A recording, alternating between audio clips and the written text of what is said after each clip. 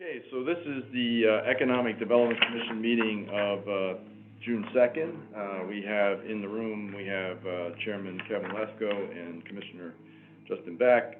We have joining us remotely Commissioner Steve Rosado and Ken Hockhauser. We also have Commissioner Emeritus Don Peterson and Bev Ballas from the Chamber of Commerce. Welcome all. We also have a recording secretary, Gerthner. And I'd like to introduce Joe Harrington, one of our two interns this summer season. And Joe joins us from the University of Notre Dame. Thank you, Joe. Thank you, Joe.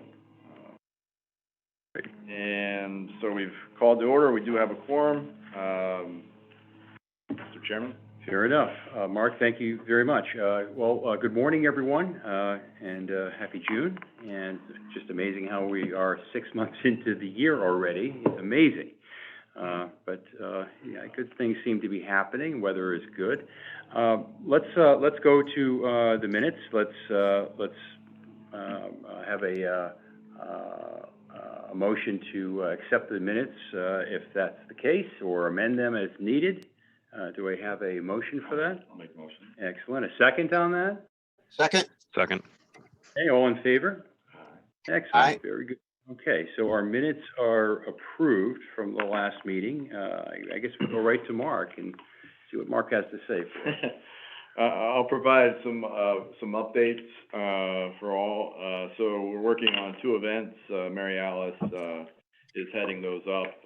Make Music Day, she's working with a volunteer committee headed by Lou Hoyman from the Fairfield Theater Company to present Make Music Day. We were able to secure a small grant, as we have in years past, from the Connecticut Office of the Arts, $750 to help defray marketing and other promotional costs with staging the event.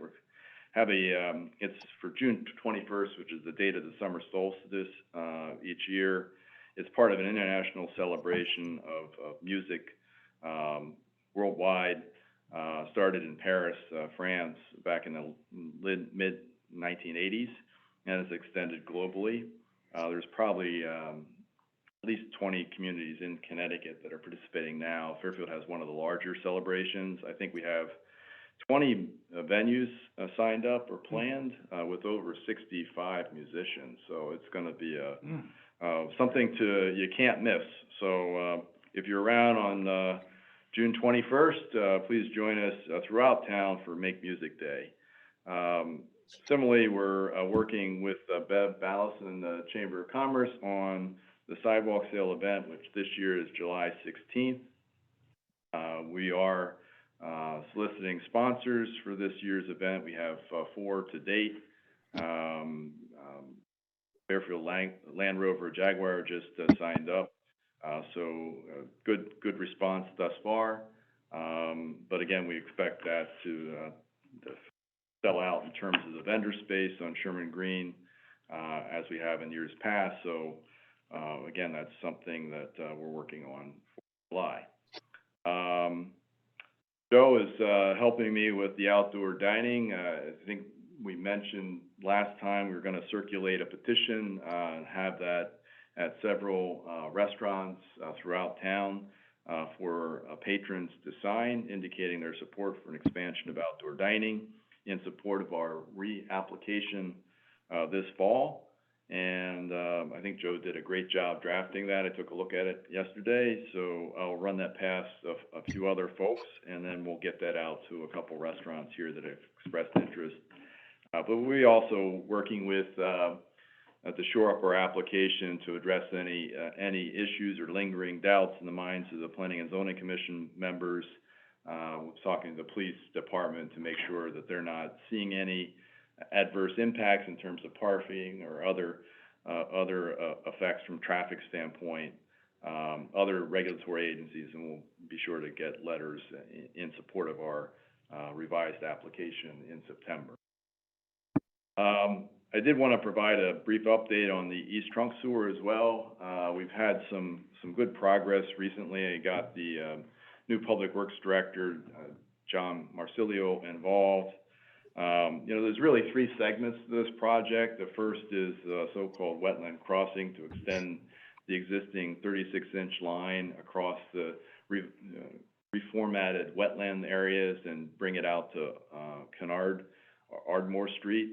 And then the piece that we had gotten some grant money for was really to relocate the existing line, which is in Ash Creek, down Ardmore Street and across the Post Road ultimately to Riverside Drive. And then there's a third segment that deals with Riverside Drive and a tie gate structure that needs to be redone. So the first piece is actually something that is manageable. All three segments have different design engineers involved, and are at this point, all three phases are at 95% design effort. So we really could put those out to bid soon if we were able to get the funding situation squared away.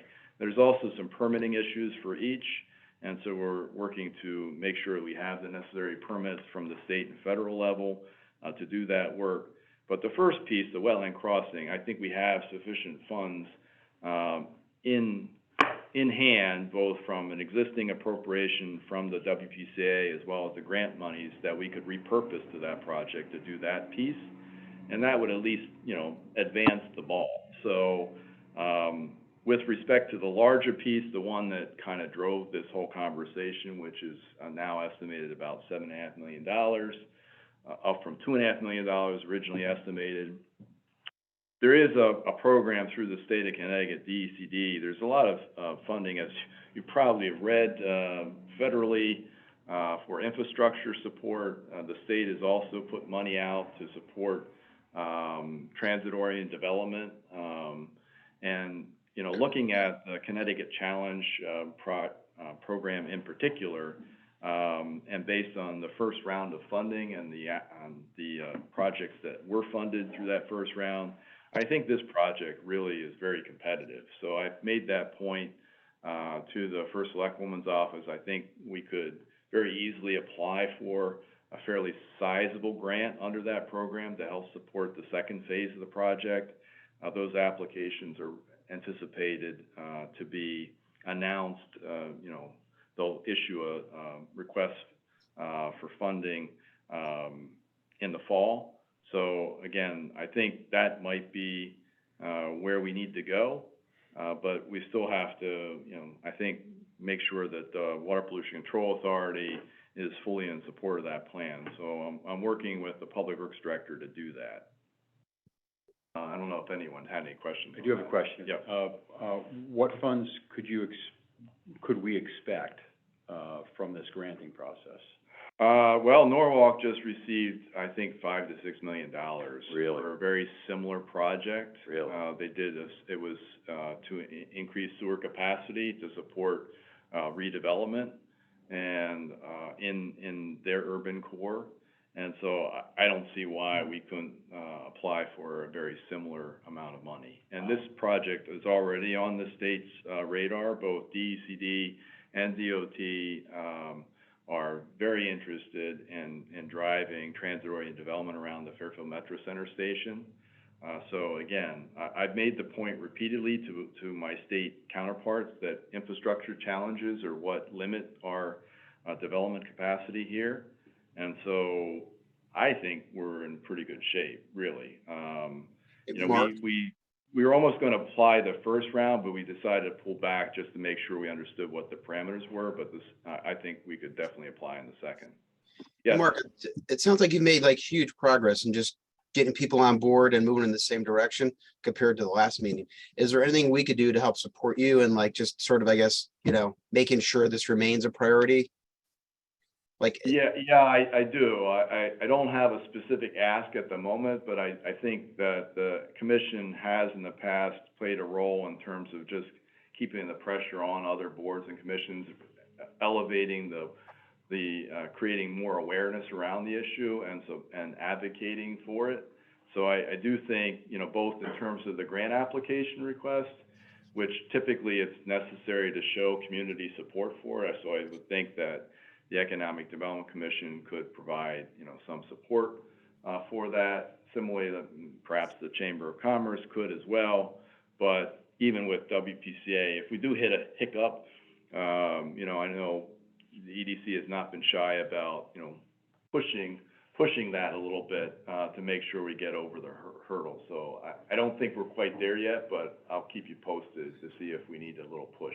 Yeah, even if it's just like, pinging even by email, our, RTM members, and just so they're aware of it, and just, I guess, is great update from the last time. It sounded like we were so far. Yeah, I feel much better about, we were, floundering a bit, and so I had to sit down with the public works director. We've had several meetings since. We brought the design engineer on, we had a meeting with the design engineer for this phase. So we have a clear direction now, which was missing, because we just seemed to be, I was working with the plant superintendent, who was relatively new, and, so I know it's difficult to work with, sometimes with, volunteer boards, especially in WPCA. They have a number of folks that have, some very technical expertise in the area, which is great, but, have their different ideas. So somebody has to, corral it and lead the discussion. And I didn't sense that was happening, that they were kind of left to their own devices, so there were 7 different plans to do this. There just needs to be one plan, and we need to execute on it. So it seems like we're now moving in a positive direction, which is good to report. So Mark, could I maybe ask that once the details get a little more tightened up, maybe if you would send the commissioner, each of the commissioners, maybe a 1-page summary talking point, and who you want this in front of. And my suggestion might be we each grab a hold of 3 or 4 people within that target range, and we have our talking points, and we can reach out to them, and we can keep it front and center with the people that need to have it front and center. That's a great idea. I'll be happy to do that. Just Also, very brief. The other thing, like the last time we were talking about this, it went from like, a couple $1 million maybe to like a $7 million cost. It sounds like what a win, like being able to, get a grant for this. That is, I think, enormous, and really a feather in your hat. Like, that is tremendous work. Well, we haven't gotten the grant yet, but I do think, based on the conversation, and I was part of a call with the folks from DECD, and they were profiling some of the projects that they funded in the first round. Norwalk was one of the communities that was profiled, and it was eerily similar to what we were proposing. And as I said, they got $5 to $6 million. I don't recall the exact amount, but it was a big number. And some of the other smaller communities that were doing much more modest scale projects also received some pretty significant dollars to support their initiatives. So again, I thought I left that meeting feeling like our project was very, very competitive. No one saw you salivating, right? That was on a Zoom call, but yeah, I was making notes. And I went to the first selectman's office and said, we need to be on the ball and make this application in the fall. So. Excellent. What else? So the other thing, I think all of you know that we did launch a pilot initiative with Bird Scooters on May 23rd. We had a press event downtown. In the first 10 days, we've had 750 rides with almost 300 unique riders. The high was on Sunday, Memorial Day weekend, where we had 155 rides. The average ride is a mile to 2.5 miles, so they are being used. We've had a few complaints. We did meet yesterday with the police department and representatives of Bird, but not as many complaints as we thought we might have. So, the complaints we tend to have is from a certain age demographic who's not really happy about, perhaps some folks that shouldn't be riding because they may be, under the age of 18, or maybe riding in a way that they don't care for. And some of those are probably legitimate, but as the police department said, some are maybe an over-dramatization of what actually occurred. In any event, we're pretty happy with the response thus far. We'll see if it dies off or if complaints begin to pick up, but we'll continue to monitor it. But we do get a dashboard, so we're able to see where all the bird scooters are deployed and where rides start and where they end, and get a lot of granular details in terms of the length of ride and who's riding and that type of thing, not specific, individual's name or something like that, but we can track it down. If there is an issue, we can determine if, with just basically identifying the scooter, we can identify who the last person that did the ride. So if there are issues, they do have the ability to kind of kick them off the platform. Overall, I think, again, we're doing okay with that. And then Stratfield, those of you know, we're also hopefully putting the finishing touches on our permit through DOT to go out the bid for the four-corner pedestrian streetscape improvements there. It's been a long slog. We think we have all the business owners on board with a plan. I did talk to the DOT earlier, as recently as yesterday. They said we have two minor issues that we need to address on our plan sheet and resubmit. So we'll work to get those corrected and get that out to bid hopefully in the next couple weeks. So we're still hoping that we get that under construction late summer, early fall, depending on the timing of the bid announcement. How long will that take? I would guess we're probably looking at, depending on when we start construction, at least 12 months. I mean, we could probably, especially if we do a fall start, realistically, we should be finished by end of next year, end of next summer, so to speak. But, I mean, maybe it's faster than that. My experience now with this whole process with design, I'm a little jaded, so I'm a little cautious, conservative when I come out with estimates of time. But I think clearly we should be done by hopefully the middle, end of summer next year. That is it for my report. All right. I'm sure you'll get back to me on development sites, but I did want to mention, Justin, we had a meeting with some folks who are interested, acquired, I guess, the rights, if you will, from Fairfield Magazine. They've done a Taste of Fairfield event in the past down at the Delamar in the fall, and we've used that as a kickoff or a lead-in to Fairfield Restaurant Week. Some folks from Fairfield Moms, it's a social media group, are interested in doing that again this year, and so I did mention that we're interested in expanding that long term. So I don't know if you had anything else that's where we're at. Nothing more to volunteer in that direction right now. Well, it's a good lead into committee updates. I don't see Rob here, but I will say that we did meet and reached out to Sacred Heart, and Sacred Heart is interested in incorporating it into their fall curriculum as a action learning project. So we're working with a team from Sacred Heart to look at the market feasibility, do a market analysis and feasibility study of a waterfront for the marina. Yep. Excellent. Okay, great. So Rob, I will report for Rob. Okay, no, that's good. All right. How about the updates on developments or sites or any applications?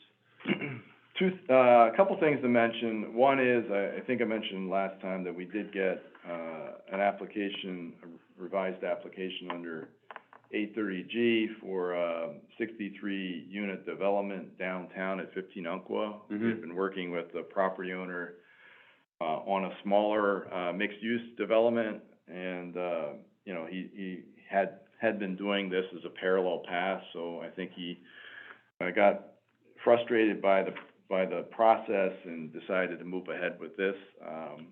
It is on the docket for a public hearing on June 14th before planning and zoning. I have reached out to him. I will continue to reach out to him to see if there is viability and still pursuing a mixed-use development downtown that would be more in scale with what the downtown can support. So I'll keep you posted on that. I'm sorry, how many units was he? 63. 63. We had been talking about a 40-unit mixed-use development. So first floor commercial, Right. 40 units above. Right. Okay.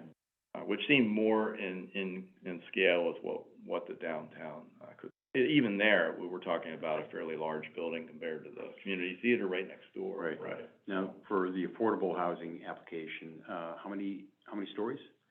This would be 5. Okay, yeah, okay. Yeah. Okay. Quite large. How is he getting the extra? Yep. It's quite a bit. He's adding a story, he's skinning up the parking, he's not even providing 1 parking space per unit. He's also providing first floor, essentially, first floor residential it's on a podium, so, it's not the most attractive development for sure. So I'm sure he will not have a very receptive audience on the 14th. I know a lot of people are quite upset, by the proposal, so we'll have to see how it goes. But I just want to keep talking with him and suggest there is an alternative path that might, we can have a win-win as opposed to, fighting this out in court. Right. So is this something that he is going to develop, or he's working with an architect developer, John Geddes, who's done a lot of, affordable housing development. And then he'll just sell off the property and someone else will come in and build it? Possibly, he could. That sometimes happens where people get it approved and then sell it, based on the approved, plan. Per units, I mean, what are approved units going for, like the per unit for like property, for like something like that? I mean, So it really does somewhat depend on, the quality and size of the development, but, we see rents, downtown for 1, 2-bedroom units, $3,000, $4,000 a month, so. So he potentially, for that property, if he just turns around and walks away, he could probably get $4 or $5 million for the property. Oh, I would guess, yeah. Right? It's about $100,000 a unit or something like that? Oh, sure, yeah. Right? Yeah. It's a hard ask to tell him to do different. It is. I know he's motivated, most developers and property owners are, by the return on their investment. Yeah. So but, their time is money too. So I suspect that this is not going to go, swimmingly well. And so there could very well be, I don't have a crystal ball, but I suspect there might be a protracted legal fight, which will take time and cost money, and so, there might be an alternative path, which has been what we've been suggesting all along. I do think, we're gonna have to, in order to do something on the scale of what we talked about, obviously modify our regulations to allow for that. But, that to me is an easier ask than a 63 unit, 5, 6-story building downtown. Right. That will stress parking. Right. Right. So the only other, I want to mention 2 other things. One is we had a conversation yesterday with the developers, or Accurate Builders and Developers, the purchaser of Fairfield Metro Center. They're moving ahead with the closing, which is anticipated any day now, but more importantly, they're moving ahead with their plans to pull a building permit for building number 4, which is the first residential building on the site. They do intend, that would be built, they did get a modification to their inlet permit to allow them to build that first building with some modifications to the drainage structures. Their plan ultimately is to come back and seek, present a new revised site plan application to, more fully utilize the site, including relocating the hotel, which would be part of a mixed-use, building, office, as well as retail in the concourse building, which I think is a much better fit for the overall, site, which would be, phase 1B, if you will. Yeah. But that's, down the road, probably in the next 6 months they want to do that. But in the meantime, we said it's very important, to get started, to get a shovel in the ground. So they are planning to go ahead and do that, with, building number 4, and I would anticipate a building permit within the next 30 days based on our conversation. Okay. And then the last thing I'll mention is, we are appearing before the Zoning Board of Appeals, this afternoon in support of an application to, to establish a brewery and, beer hall and restaurant use at the former Planet Fitness site at 111 Black Rock Turnpike. It does require a parking variance. We were able to facilitate a conversation with DOT, who, provided a nice letter in support, indicating they'd be happy to entertain a license agreement so they could provide overflow parking in the huge parking field they have at Fairfield Metro Center. So hopefully, common sense will prevail and we'll get that, approved. So is that the only item that was That's holding? the only, they need a variance, and then they'll need site plan approval ultimately. Okay. Okay. So, but the variance comes first, Yes. because they'll need to Okay, get the parking squared away. okay, Any questions excellent. on sites that, are of interest? Planet Fitness is moving in November, right? Yeah, they're moving, their lease is up, and they're moving over to next to the Stop and Shop. Yeah. Which is great. That space has been vacant That's for a tough corner. 4 or 5 years now, so Yeah. it's been, Yeah. it's great to fill that. Yeah. Plus, there's a lot of non-compete clauses with Stop and Shop, so every time we came with a prospective tenant, it get knocked out by Stop and Shop and Right. non-compete. Brainer. I mean, their business is being affected by Aldi across the street. Well, I suspected some, yeah. I would imagine. I would I think. mean, there are big fans of Aldi's, but, Yeah. there are others who just, out of force of habit go to, Stop and Shop has more variety, I mean, Right. so. Yeah. But it's never nearly as crowded as ShopRite. Stop right on Black Rock Right. Turnpike, yeah, Yeah. that parking lot also Oh, it's tends amazing. to, Uh-huh. Yeah. it looks crowded all the time. Right, that parking right, lot. well, that's the design, isn't Yeah, it? yeah. That's the design, wow. Okay, all right, Beverly, do you have, some updates for us, with the Chamber of Commerce? Yes, good morning. Just two things. We're planning a dinner at the Patterson Club on June 28th to recognize the town for all the help that they gave the business community, of course, in addition to everything else they did, and our chamber members to get through the difficult COVID years. We haven't released that information yet. I'm still working with Brenda's office on one thing, but that's something that we're planning. And then secondly, last year was the Chamber's 75th anniversary. And in partnership with the town, I had talked to Mark that we wanted to create kind of a upgraded pocket park where the public library is. So it's kind of the corner of Old Post Road and Post Road. There's like a half circle in there where the bus stops. And it's a buy a brick program to pay tribute to our local business community. This will be, a future legacy for all businesses in town. And it's an exciting project. So we've been announcing it. We need to do a little bit better job on getting the word out and the communication out. But it will be a lovely tribute to our local business community as it stands today. And same for all the family-owned businesses in town. I mean, 20 years from now or 30 years from now, however Fairfield's going to look, those bricks will be there. And it's a special tribute to our local business community. So I just wanted to share that. If anyone needs any other information, you can contact me. This is for Fairfield businesses only. So those are two things that we are working on right now. You also put in the chat the Be Good space, which the ZBA did approve the variance, for the parking to allow them to establish a rooftop, dining location. Now, that's still subject to TPZ approval, and unfortunately, I believe the neighboring property owner is gonna take an appeal on the ZBA decision. Yeah. There is, unfortunately, some bad blood between the two.